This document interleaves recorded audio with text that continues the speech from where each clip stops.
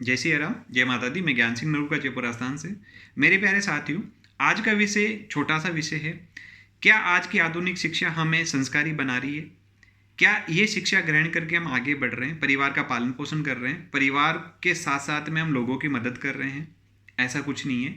आज की आधुनिक शिक्षा इंसान को सिर्फ पैसा कमाने की मशीन बना रही है। आप सभी भली भांति से जानते हैं, आज इंसान बड़ी बड़ी डिग्रियां लेके अच्छे अच्छे पैकेज पे नौकरी कर रहा है प्राइवेट सेक्टर में, लेकिन वो मशीन बन चुका है। अपनी सुख शांति पूरी तरह से वो खो चुका है। आप देखिए, जो शिक्षित व्यक्ति होता है वही आपको सिगरेट पीते नजर आएगा, वही आपको शराब पीते नजर आएगा। उन शिक्षित व्यक्ति को मालूम है कि सिगरेट और शराब से उनको नुकसान होता है, फिर भी वो ऐसी गलतियां करते हैं। तो क्या वो संस्कारी हुए? क्या वो शिक्षित हुए? क्योंकि शिक्षा से ही संस्कार का परोपकार होता है, निर्माण होता है। इंसान के अंदर ये गुण विद्यमान होते हैं, लेकिन क्या ऐसी शिक्षा उनमें संस्कारी बनाती है? आज जो बच्चे होते हैं, आप किसी भी शिक्षित व्यक्ति से राम राम सा करेंगे तो वो आपको गंवार समझेगा। क्यों? राम राम सा हमारी संस्कृति नहीं है, हमारी सभ्यता नहीं है। शिक्षा का मतलब है आप एक संस्कृति और समाज को सामंजस्य बना के आगे बढ़ा के लेके जाओ, और उसी से सभ्यता संस्कृति का निर्माण होता है। आज शिक्षित व्यक्ति अपने बूढ़े माँ बापों को अकेले छोड़ते जा रहा है और खुद अकेली जिंदगी जीना चाहता है। आज पति पत्नी किसी भी परिवार के व्यक्तियों को साथ लेके नहीं चल रहे आज़ादी के नाम पे या वो शिक्षित होने के नाम पे। वो कहते हैं हमारे विचार अलग है, हमारा रहन सहन अलग है, हमारे विचार आपसे नहीं मिलते। तो ऐसी शिक्षा किस काम की? आज आपने कई बार देखा होगा, पढ़ा होगा कई अखबारों के माध्यम से, मीडिया के माध्यम से, कि आपको पता चलता है कि बहुत बड़े बिजनेसमैन लोग अपने बच्चों को बड़ी बड़ी डिग्रियां दिलाते हैं विदेशों में, और वो बच्चा वेल सेटल्ड हो जाता है विदेशों में, और वो बुजुर्ग माता पिता उसका इंतजार करते रहते हैं कि हमने इस बच्चे को इतनी बड़ी डिग्रियां इसलिए दिलाई थी कि वो हमारे बुढ़ापे का सहारा बने, हमारा जीवन यापन कराए, हमारी सेवा करे। लेकिन ऐसे बूढ़े माँ बाप, जैसे आपने वो घटना देखी होगी मुंबई के एक फ्लैट में, माँ का 4 महीने से कंकाल, मतलब 4 महीने पहले वो मर चुकी थी और उसका कंकाल बन गया था।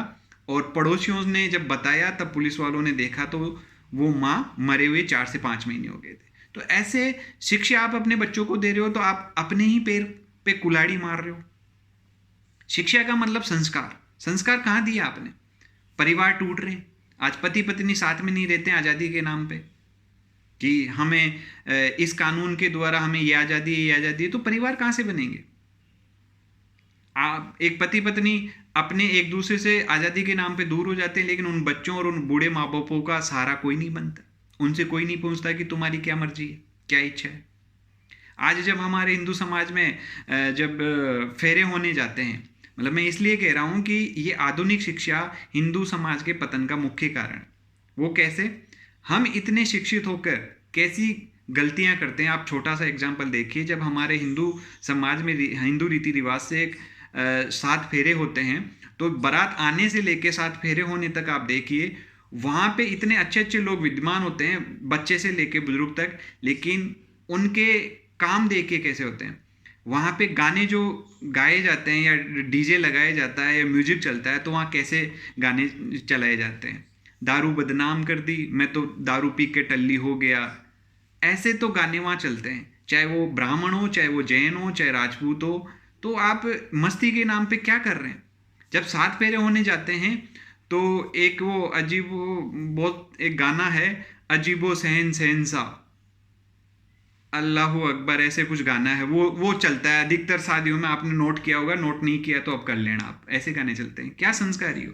7 फेरों का मतलब होता है शिव पार्वती विवाह, भगवान विष्णु लक्ष्मी विवाह, उनका निर्वाह करते हैं, उनका पालन करते हैं, वो होते हैं 7 फेरे। आज हम इतने स्वार्थी हो गए कि जब आज के लोगों को तो 11 और पूर्णिमा का पता ही नहीं चलता है कि वो क्या होती है, क्यों मनाई जाती है। खासतौर पे 11 का जो व्रत करते हैं, तो लोग उस व्रत पे फल फ्रूट महंगे कर देते हैं। इतने स्वार्थी हो गए तो हम कहाँ जाएंगे? इमरजेंसी के नाम पे एक इमरजेंसी, आपातकालीन जो बोलते हैं किसी की स्थिति, उसका लोग फायदा उठाते हैं। आप आपातकालीन में अगर कोई गाड़ी किराए पे लेंगे, किसी मरीज को हॉस्पिटल पहुंचाएंगे, वो अपनी मन मर्जी से पैसा लेकर। तो हम शिक्षा लेके कहाँ से कहाँ जा रहे हैं? हमारी बुद्धि विचार कैसे कुंठित हो रहे हैं? क्या ये हमारे आने वाले पीढ़ियों के लिए ठीक है? अरे जो हमारे पूर्वज जो लोगों की सेवा ही अपना मेन कर्म समझते थे, उसको छोड़ के हम स्वार्थी होके सिर्फ हम हमारे तक सीमित हो गए आज़ादी के नाम पे। और ये मॉडर्न कल्चर खास तौर पे हिंदू समाज के पतन का मुख्य कारण। आज लोग धोती पहनते हुए शर्म करते हैं, वो तो आपकी सभ्यता पहचान थी, पहचान खो रहे हो। और जिस समाज ने अपनी पहचान खोई है वो मूल रूप से नष्ट होता जा रहा है। और जिस रोज हिंदुस्तान से हिंदुस्तान की सभ्यता संस्कृति खत्म हो जाएगी, हिंदुस्तान का नाम मिट जाएगा। आप सोचिए इसके बारे में कि हम कर क्या रहे हैं। क्या बड़ी बड़ी डिग्रियां लेके हम अच्छे अच्छे पैसे कमा के, बहुत पैसा कमा के क्या संतुष्ट है? क्या हमें शांति मिल रही है? नहीं मिल रही है। जो लोग बिजनेसमैन हैं, बड़े पैसे पे ओहदे पे पहुंच गए, पैसा कमा लिया, उनसे पूछिए कि आप रियल में सुख शांति से जी रहे हैं? क्या आपको रात को नींद आ जाती है? नहीं, उन्होंने बहुत कुछ खो दिया। पैसा कमाओ, अच्छी बात है, लेकिन परिवार को साथ में लेके चलो। दुखियारों, जो दुखी लोग हैं, गरीब लोग हैं, उनकी सेवा करो, उसी में शांति। यही मेरी बात थी कि वापस से हम हिंदू सभ्यता संस्कृति की ओर लौटें, अपने समाज सभ्यता संस्कृति का पतन ना होने दे, वरना आप खुद मिट जाओगे। पैसा तो कमा लोगे लेकिन आपकी पहचान नहीं रहेगी। आज लोग अपनी पीढ़ियां बढ़ा रहे हैं, लेकिन पीढ़ियां बढ़ा रहे हैं तो आने वाली संतानें क्या आपको याद कर रही है? और याद कर रही है तो क्यों कर रही है? आपका वर्चस्व खत्म होते जा रहा है।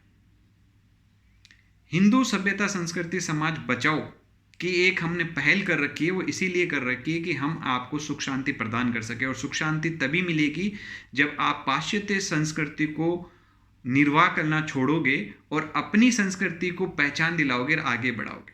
आप छोटी सी बात देखिए, किसी से राम राम सा कीजिए आप शिक्षित व्यक्ति से, वो आपको गंवार समझेगा। अरे कहाँ से कहाँ पहुँच गए। जो हमारा उद्बोधन हुआ करता था एक दूसरे को पहचान दिलाने का या एक दूसरे से बात शुरुआत करने का राम राम सा, उसी को हम मतलब आज गाली समझने लग गए, लोग मूर्खता समझने लग गए। तो क्या इस शिक्षा से आपने यही सीखा है? जय हिंद, जय श्री राम।